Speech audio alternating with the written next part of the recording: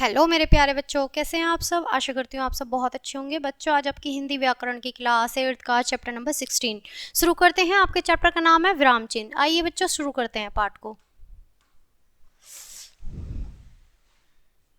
वार्तालाप करते समय अपने भावों के अनुसार हम अपनी वाणी पर उतार चढ़ाव लगाते हैं। कभी हम अपनी बात को स्पष्ट करने के लिए कुछ देर रुकते हैं, फिर अगला वाक्य बोलते हैं। लिखते समय उसे दर्शाने के लिए कुछ चिन्हों का प्रयोग किया जाता है, उन्हें विराम चिन्ह कहते हैं। बच्चों, विराम चिन्ह का अर्थ है वे संकेत चिन्ह जो हमें बताते हैं कि किसी गद्यांश पद्यांश को पढ़ते समय हमें कहाँ और कितनी देर रुकना है। यानी कि कोई कहानी पढ़ रहे हैं या हम बोल रहे हैं, लिख रहे हैं, तो कहाँ हमें कितनी देर रुकना है वो हमें विराम चिन्ह बताते हैं, चिन्ह बताते हैं। ठीक है, संकेत बताए कहाँ और कितनी देर रुकना है। सबसे पहले पूर्ण विराम, फुल स्टॉप। पूर्ण विराम का अर्थ है पूरी तरह रुकना या ठहरना। सामान्य जहाँ वाक्य की गति अंतिम रूप लेकर विराम ले, वहाँ पूर्ण विराम का प्रयोग किया जाता है। जैसे चिड़िया पेड़ पर बैठी है, अब यहाँ पूर्ण विराम आ गया। रवि और सुमित बाजार गए थे। ठीक है, अब है यहाँ अल्प विराम, जिसे हम कोमा कहते हैं। अल्प विराम का अर्थ होता है थोड़ी देर के लिए रुकना या ठहरना। वाक्य में अपनी बात स्पष्ट करने हेतु जहाँ कम समय के लिए ही रुकना होता है, वह अल्प विराम का प्रयोग किया जाता है। जैसे मोहन, सुरेश, रवि और आदित्य घर चले गए। मेरा भाई जो एक डॉक्टर है अमेरिका चला गया। अब है बच्चों अर्ध विराम चिन्ह, जिसे सेमी कॉलम कहते हैं। जहां पूर्ण विराम की अपेक्षा कम रुकना होता है, वहां अर्ध विराम चिन्ह लगाया जाता है। जैसे रवि, मोहन और हरीश आए थे, ये सब आगरा जाएंगे। बच्चों, बात करेंगे योजक की। ठीक है, जिसे हम हाइपन कहते हैं। अब योजक चिन्ह को किस तरह से हम लगाते हैं। इस चिन्ह का प्रयोग प्रमुख रूप से निम्नलिखित रूपों में होता है। शब्दों के युग्मों के बीच में, जैसे लाल लाल, घर घर, आठ आठ, वार आदि। और या बीच में के अर्थ में, जैसे लवकुश या जय पराजय है। ठीक है,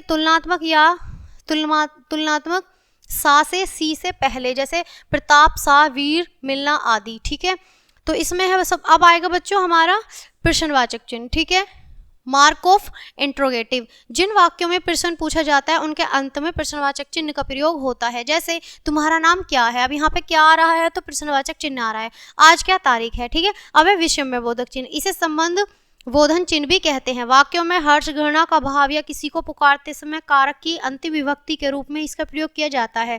जैसे वाह, तुमने तो कमाज कर दिया, यानी कि कमाल कर दिया। अरे भाई जरा ठहर जाओ, उद्धरण चिन्ह है ना। वक्ता अथवा लेखक की बात को ज्यों का त्यों बताने के लिए चिन्ह का प्रयोग किया जाता है। जैसे शास्त्री जी ने कहा था, जय जवान जय किसान। अब यहाँ देखेंगे भगत सिंह का उद्घोष था, इंकलाब जिंदाबाद। इसके उदाहरण चिन्ह में का प्रयोग किया रचना या उपनाम को दर्शाने के लिए किया जाता है। जैसे बच्चन जी की मधुशाला को कौन नहीं जानता। रामधारी सिंह दिनकर हिंदी के महान कवि थे।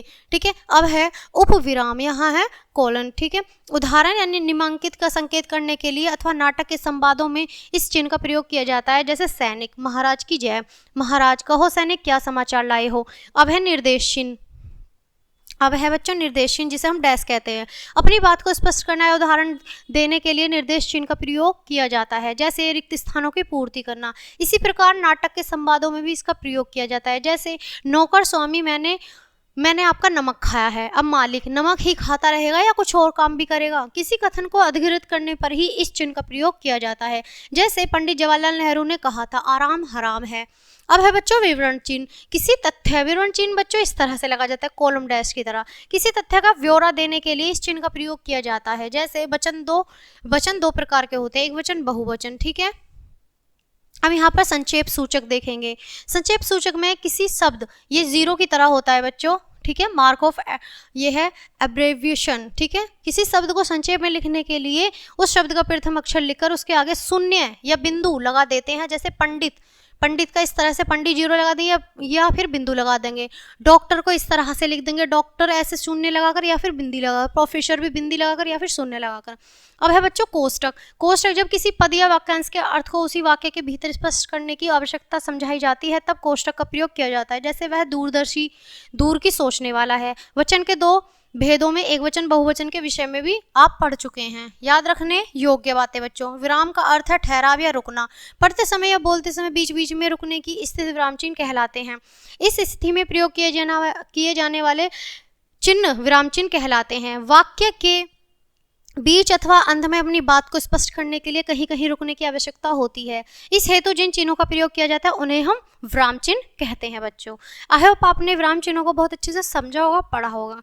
बच्चों विराम चिन्ह बहुत ही इजी हमारा चैप्टर है जो बहुत अच्छे से हमें समझ आता है। इसी साथ पार्ट को यहीं खत्म करते हैं, मिलते हैं आपसे नेक्स्ट पार्ट में नेक्स्ट वीडियो के साथ। तब तक के लिए bye bye, thanks for watching.